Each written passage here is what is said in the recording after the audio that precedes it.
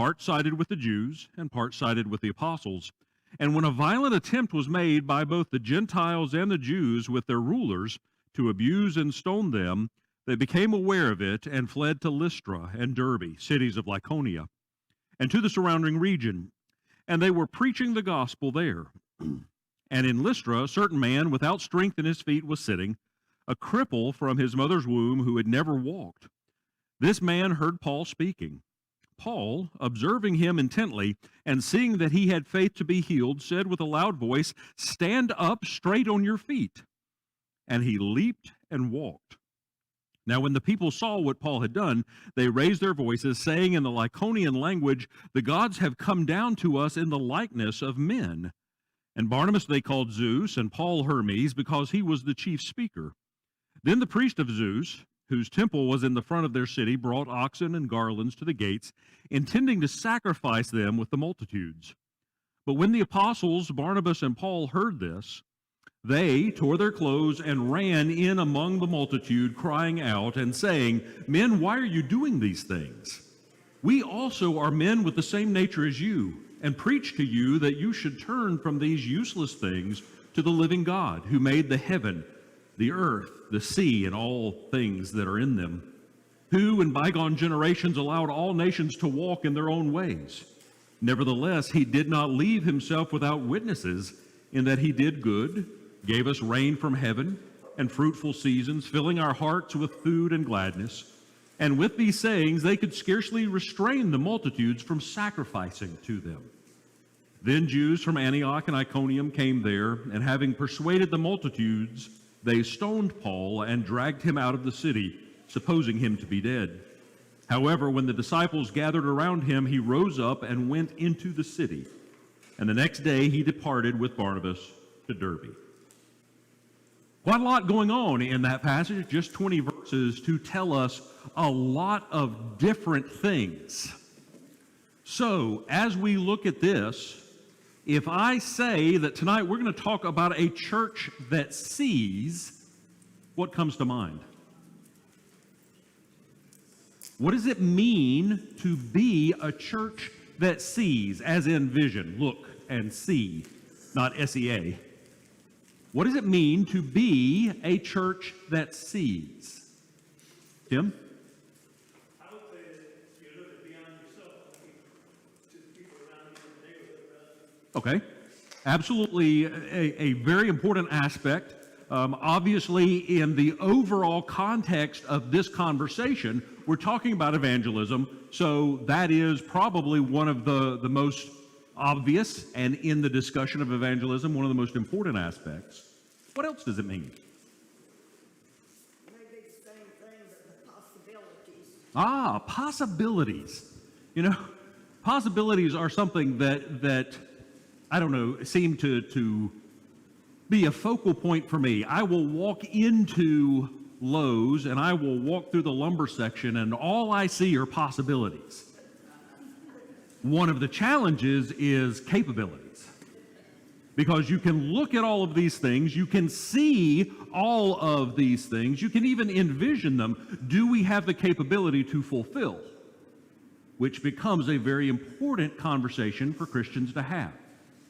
If we, like Tim mentioned, look for those opportunities, do we then look for the tools needed to make those possibilities realities? What else? If we talk about being a church that sees, we're talking about evangelism, obviously, and that means looking to the community, looking for those who are in need, who are open to conversation, who may be encouraged to be open to conversation. But what else does it mean? I would argue that one of the most important aspects of a Christian life is awareness. How is that true? Okay, let's use Tim's example. If we have our blinders on, we come here, we sit down, we go through an evening of Bible study, Sunday morning we come back for another period of Bible study, and then worship as God has said, have we done enough? Because we still need to Okay.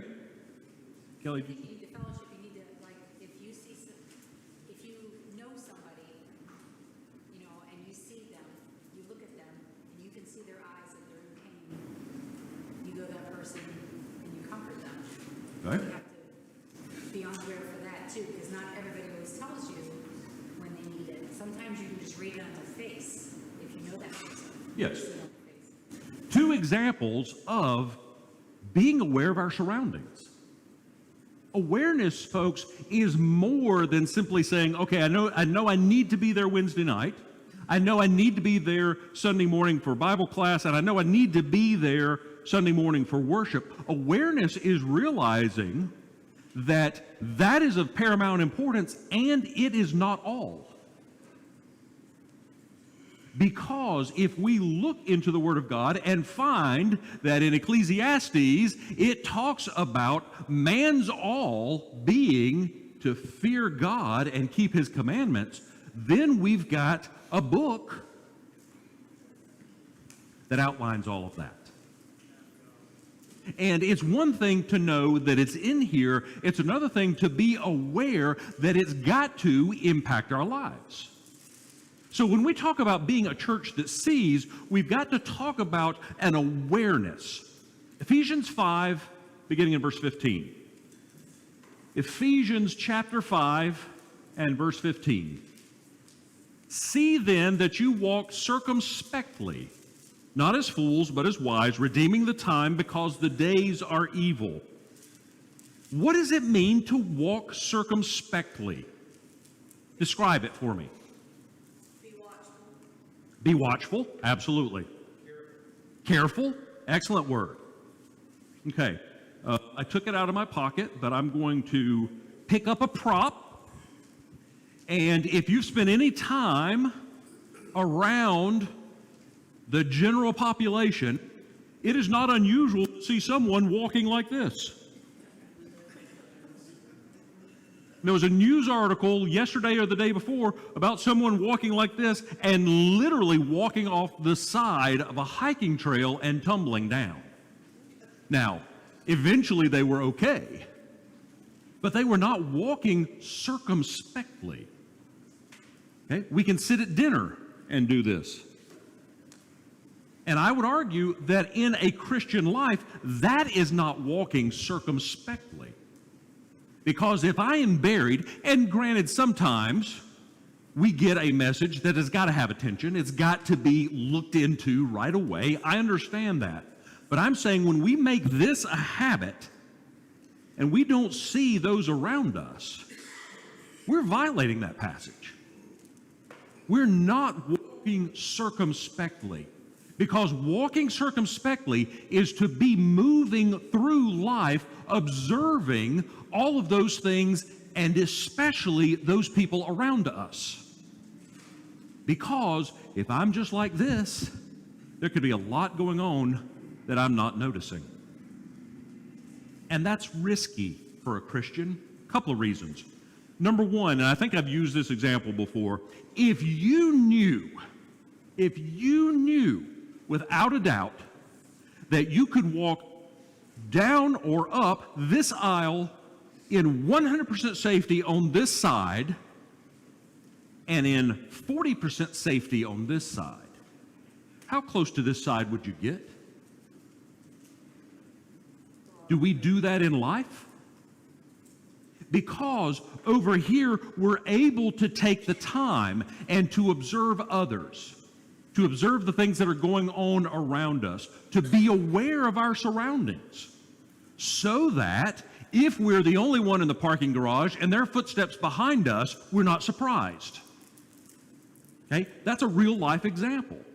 But for a Christian, it's also a matter of walking so that we know we've got a degree of safety, and if someone else is in jeopardy, I can reach across and metaphorically pull them this way. As an example, as a friend, noticing that someone is off, we need to know each other well enough that when we sit down in this auditorium, we should have the ability to say, you know what? He's just not quite right tonight. I wonder what's going on. And then that next step is to take action, to be aware to the point that even if we don't know what to say, we know to say something. Is everything okay? Chip? Go along with what you're saying and what Kelly's saying, we are required to have safety meetings every morning, and we let one of the crew members do the safety meeting. Our job as managers is we're supposed to look at the audience that's come in, whether it be 5 in the morning or 7 in the morning, and recognize, we're taught to recognize if someone's off. It could be anywhere from, I'm in construction, so it could be anybody that stayed out way too late last night and is going to run a heavy piece of equipment, Right. to someone that all of a sudden is limping that wasn't the day before, and we're supposed to take them aside and question and ask if everything's all right for the day. So we have the safety meeting, keep everybody safe, but the manager's responsibility is to step back and watch and notice differences in people. Yes. 2 points to carry off of that. Number one, we do it in the world. Chip's talking about that being a normal aspect of daily work. Do we do that in the church? The second piece is it's a matter of observing and taking action. Because it's one thing to say, well, he doesn't seem quite right tonight, and go about our merry way. Versus, he doesn't seem quite right tonight, I need to go see him. I need to talk to him now. Because I don't know if I've got tomorrow. I don't know if I've got an hour from now to get home and text and say, hey, you seemed a little off tonight, everything okay? We're face to face and we've got the chance. Do something. Because if we get good at doing that with those we know and that we're comfortable with, the next step, the preparation, is doing that with people that we don't know and aren't comfortable with. Because we can be around individuals that we've never known before and sense that they are not having a good day, that things are not going well for them, that there's something they need. And what better person to supply that need than someone who is striving to be Christ-like? Jim? Sorry for you. Good. Michael Bruce and myself went to the hospital to visit a member. He was in the hospital. We visited him and good visit. So we're leaving, I went out in the elevator. Oh, so I want to catch that elevator, so I pick up the step and think Michael's right beside me. I make it to the elevator and turn around, Michael goes in the woman's door, spraying coffee to her. So I turned around and went back, and there was a woman sitting there crying. Her husband was passed away, and she needed condolences. And I passed right by her and didn't recognize her at all. Yeah. After that, I looked around a little more instead of trying to make something. Yes. Another story I think is a good one, and I'm going to steal it from Jennifer, who stole it from the preacher in Sebring, Florida. Kevin Patterson is the preacher there. He's been there a number of years. I would ask that you keep Kevin and especially his wife in your prayers. She is very, very sick, not showing it, striving not to show it, but she is in need of prayers for health and healing. Tell me her name again. Sherry Patterson at the Sebring congregation. Remember her in your prayers. But Kevin told the story about how he was in Walmart and he was pushing a cart through and nearly just clobbered a guy that had his cart full of groceries as well. And, Kevin's very personable. He could talk to anybody. He's never met a stranger kind of guy. And, he made it all good. They laughed about it and then went on and did the rest of their shopping.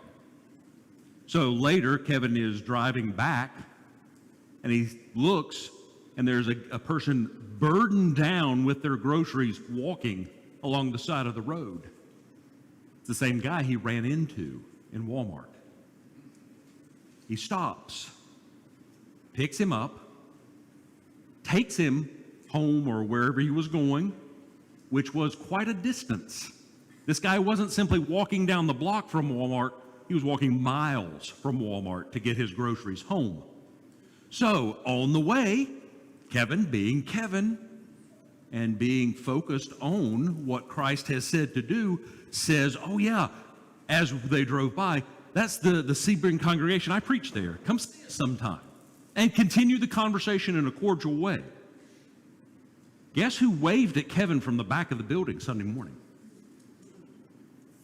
So, to that point, if we look for opportunities, because we are walking circumspectly, which means looking around us, the opportunities will present themselves.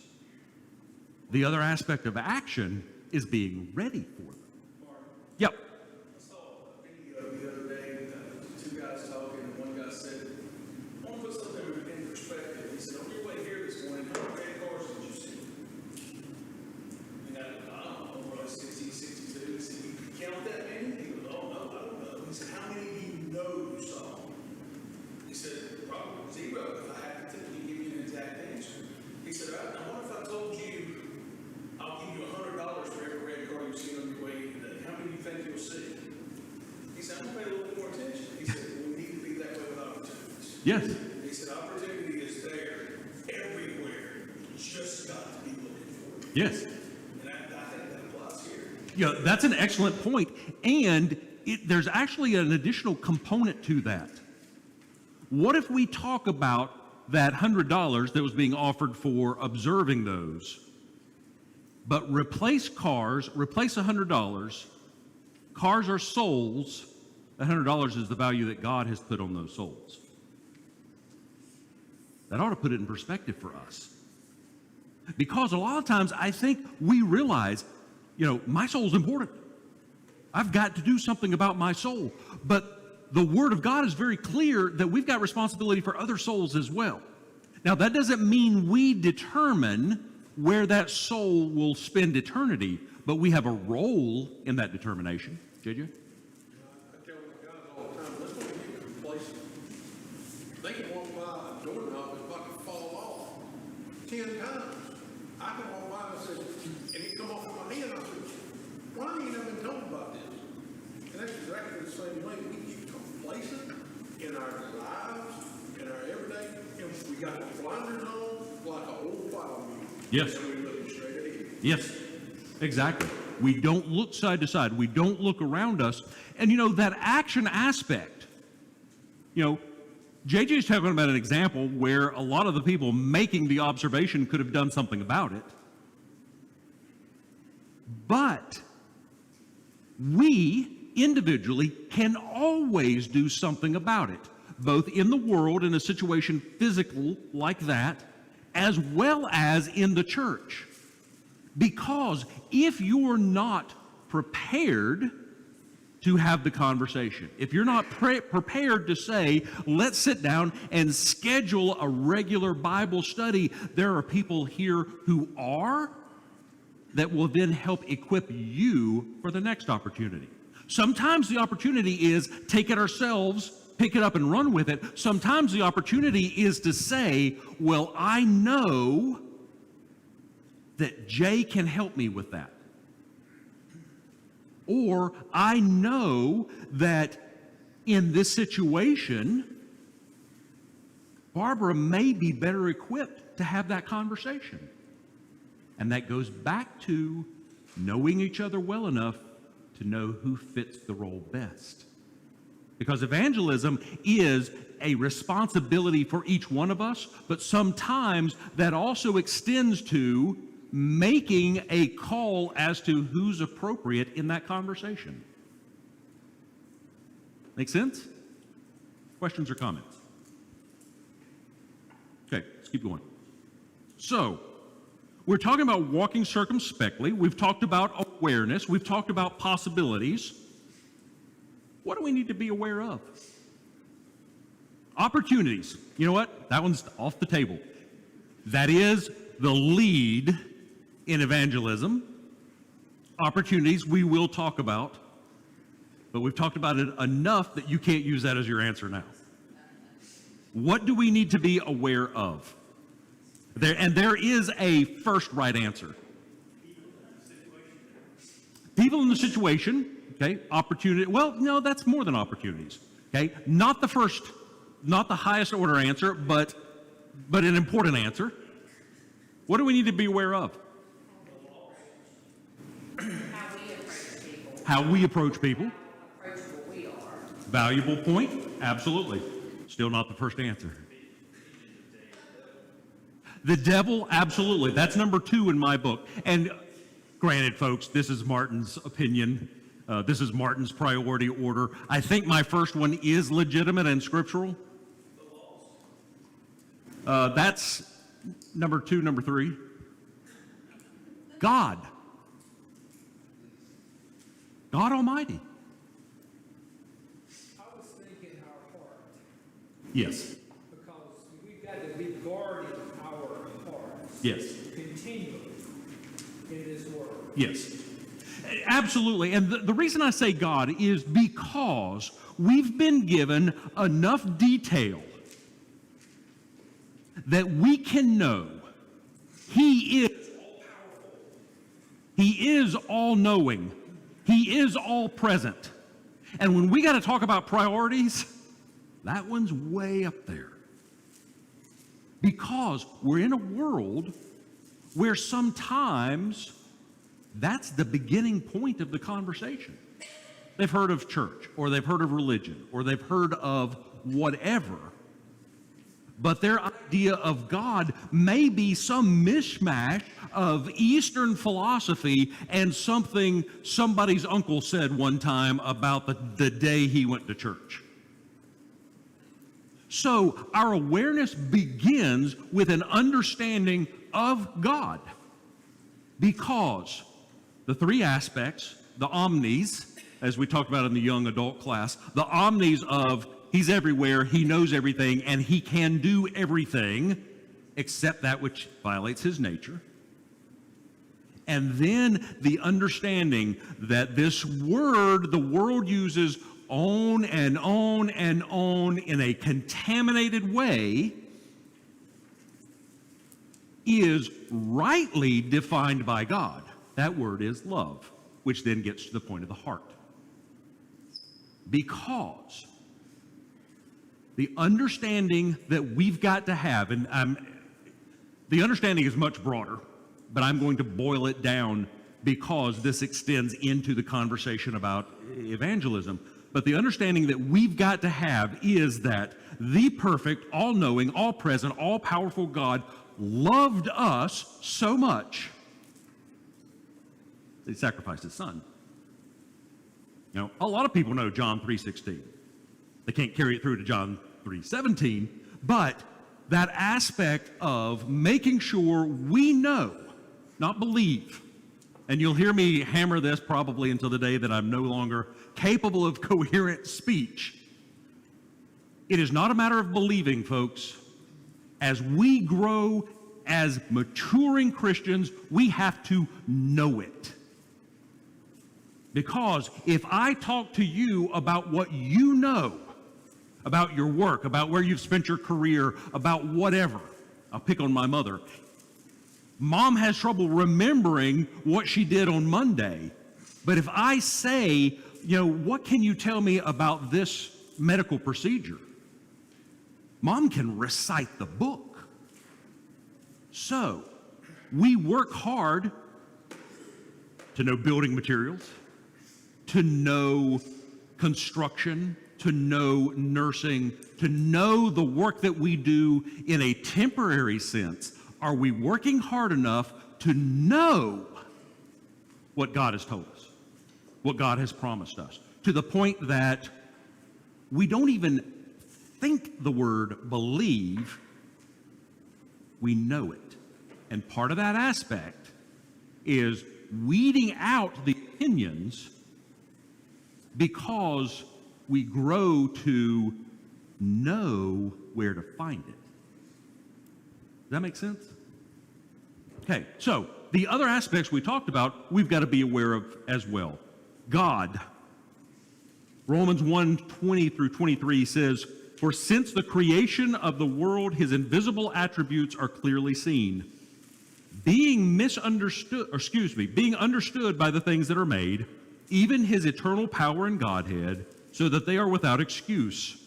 Because although they knew God, they did not glorify him as God, nor were thankful, but became futile in their thoughts, and their foolish hearts were darkened.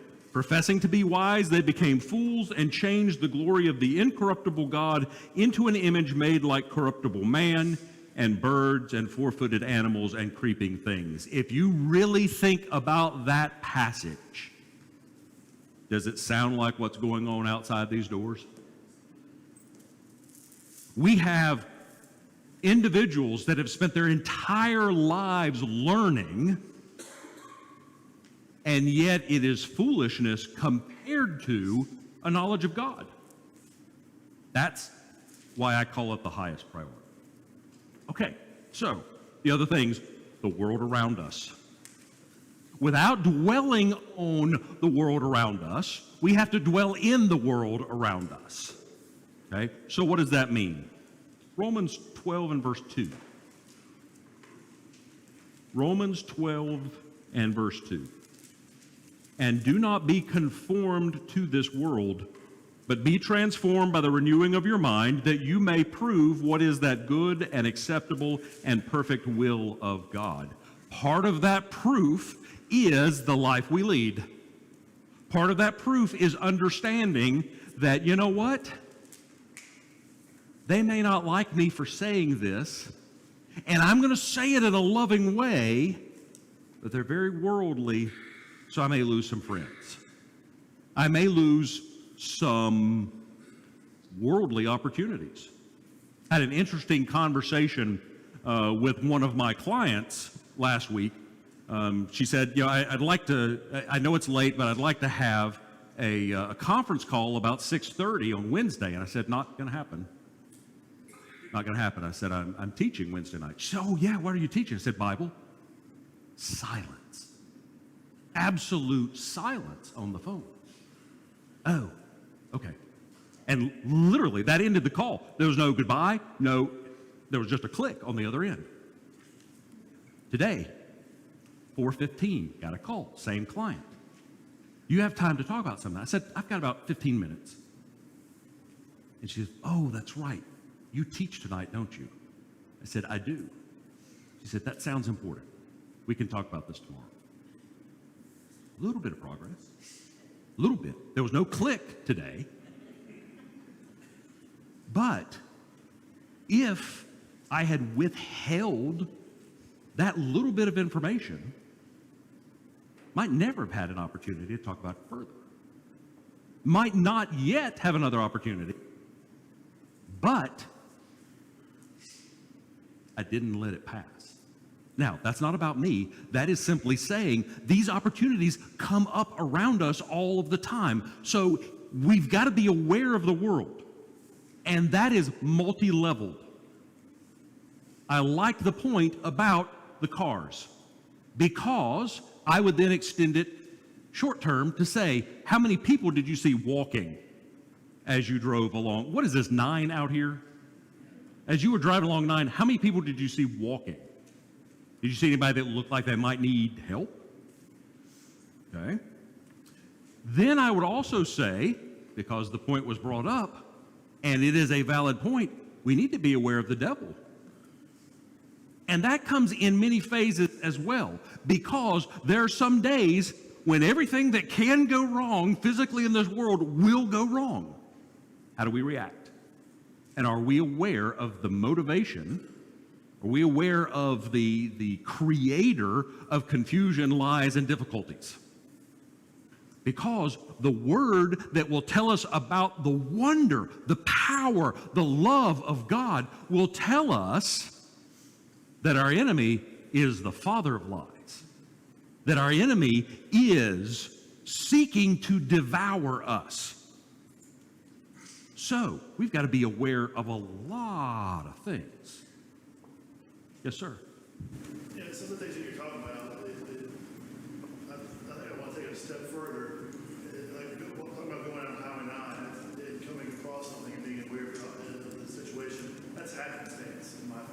Can be, yeah. And so I believe as a Christian, we're being more called in that we need to be more laser focused in creating those opportunities. Yes. And so I guess the happens that it is, you need to be aware of it as you go, because those things can come up, you don't know. But I think we have a more directed way of doing the things like that you're talking about. Yes. Don't disagree at all. The only thing I would add by extension is what we're talking about is a process. Yes. So as we see the happenstance, then the question is, what, because of that focus, do we do about it? Because sometimes I think we will talk about our faith from the standpoint of a static awareness versus the motivation for action. We have a faith, what do we do with it? And I will tell you, we need it active here, but here is easy. And, I'm going to pick on him because he's willing to talk to me, and I think he's figured out I'm pretty much, what you see is what you get.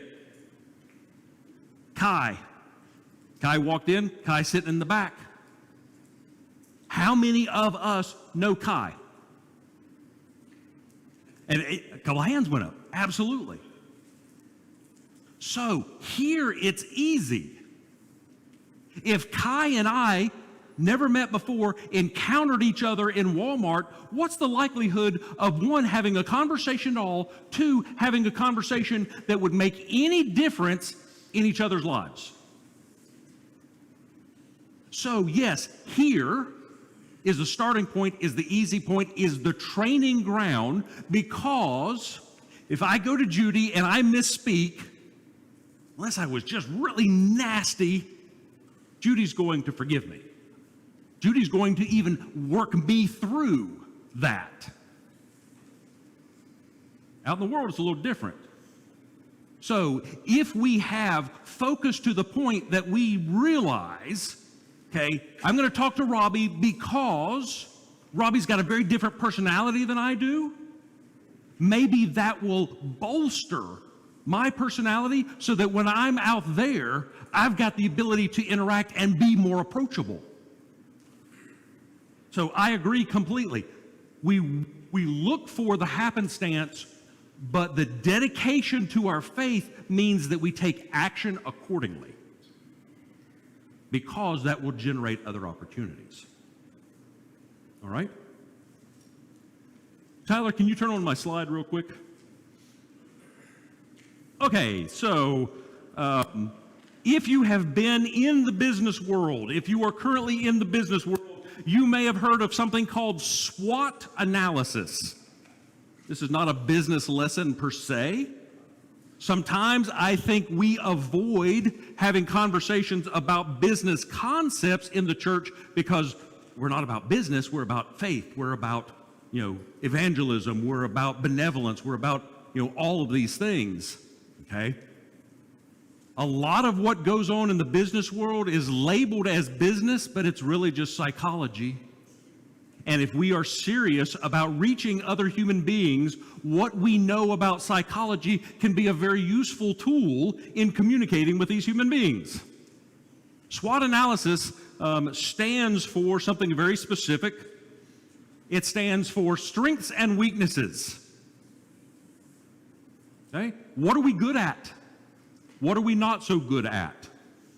And the reason I bring these up first is these are the things that individually we can do something about. And awareness involves seeing these. Tim and I share this title only because he's told me. We are the weakest song leaders in the building. But we can do something about that. Will we ever be extraordinary song leaders? Just from the physiology of my head and ears, the answer is no.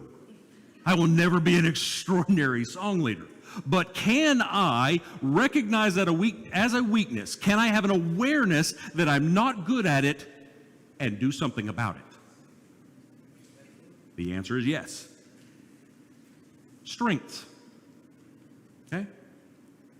Do we use them? Because it doesn't matter how good you are at something, you have got to exercise it. Physiology, the body, you may be strong, you may be lean and mean, but if you do not use that, it will fail you. It will become less lean and a lot less mean. Maybe mean and grumpy, but so when we look at it from the standpoint of strengths and weaknesses, these are internal. These are Martin's capabilities. These are Jay's. These are Chris's innate abilities or lack thereof. And to a degree, we can do something about it. Hey, when we're talking about reaching people, I think it's legitimate to talk about our strengths, our weaknesses, our opportunities, and our threats. That threat zone, that threat quadrant up there is controlled by Satan. The threats and the opportunities are external. Now, opportunities, especially in terms of evangelism, we do have some control over, but that control comes out of our strength. So, opportunities and threats. Opportunity is somebody walks in that has never been here before. What strengths are we going to deploy to make sure they feel welcome, to make sure they understand where they are, make sure they understand that if they've got questions, we're wide open to that, to make sure that if they have some need, we're investigating that and communicating in such a way that they feel comfortable telling us. Okay? What happens when something threatens us? Because when we're talking about awareness, when we're talking about a church that sees, whether they've said it this way or not, I have no doubt that the eldership is looking at this. And we individually have got to as well. We need to look at this concept for ourselves and then our families and then our congregation, because you know what? You may have a strength that nobody here knows about. Don't say, hey, I am willing to mow the yard. I am willing to do these repairs. I am willing to whatever it is. So, as we each think about evangelism, when we think and want to be a church that sees, we've got to bring it home and say, I am going to be a faithful Christian who sees strengths, mine and others, who sees weaknesses, works on mine first, and then gets to know others well enough that I can say, hey, would you like to study this together? Would you like to work on this together? And then understands what an opportunity looks like. Because we can say, okay, let's pray for doors to be opened. Then when that door swings wide open, 1, do we see it? 2, do we walk in? And then also threats. Threats are one of those things that we maybe hesitate to talk about. From the pulpit, we'll talk about the biggies. We'll talk about some of the things going on in the world, how bad it is. But then do we bring it home and say, you know what? My attitude about that was not so good. Now, that is actually a weakness, but when we think about threats, are we as aware of threats to truth and the strength of our congregation and our family as we are the physical threats that put our head on a swivel in a parking lot, that make us be concerned about those people that are acting suspiciously in a Walmart? Because those physical threats are important to understand, but the threat to the truth of God's word is a much higher level of concern for a Christian. Because we've got to know that the threat is there, because then we use our strengths to overcome our weaknesses so that we are prepared to deal with the threat. So, a little bit of a business lesson there, but I think the concept of analyzing strength, weakness, opportunity, and threat is a good thing for a Christian to pursue. We don't even have to put it in this little chart. We don't have to do it that way, but to be aware of all four, not just one or two. Because a lot of times, opportunities abound. Strengths may abound. But if we rely on our strengths and don't fix our weaknesses, then we can become a threat ourselves, to our families, to our community, to our congregation. Questions or comments? Yep. I was thinking, when I was getting my devotion ready for last week about stumbling blocks, I was thinking about, I read a lot of passages and stuff that where I could be little things that I could do or say just in the wrong manner could be a stumbling block to others. But at the same time, I was thinking about when you say walk circumspectly, is that the things that are right in front of you you're going to see, but it's the little things that can pull someone away from the church. It doesn't happen like, hey, I want you to leave the church. Right. It doesn't happen like that. No. The devil doesn't work like that. He works like, hey, this is okay. Hey, you won't, it's those little things that aren't right in our path that are I think some of the largest threats, because the devil isn't going to disguise himself as the guy with the pitchfork. It's going to be our best friend. It's going to be a family member, a co-worker. Right. And then, but that works both ways. Yes. We've got to recognize and be aware, like you're saying, of opportunity. Sometimes timing and opportunity have to be married. There's opportunity and there's timing. Sometimes it happens, and you've got to, like you said, be aware. I hear a lot of people, and it's not wrong to pray for opportunity. No. But I mean, like you're teaching tonight, if your awareness picks up, opportunities, like was said, with the red card, they're all over the place. Yes. Yes.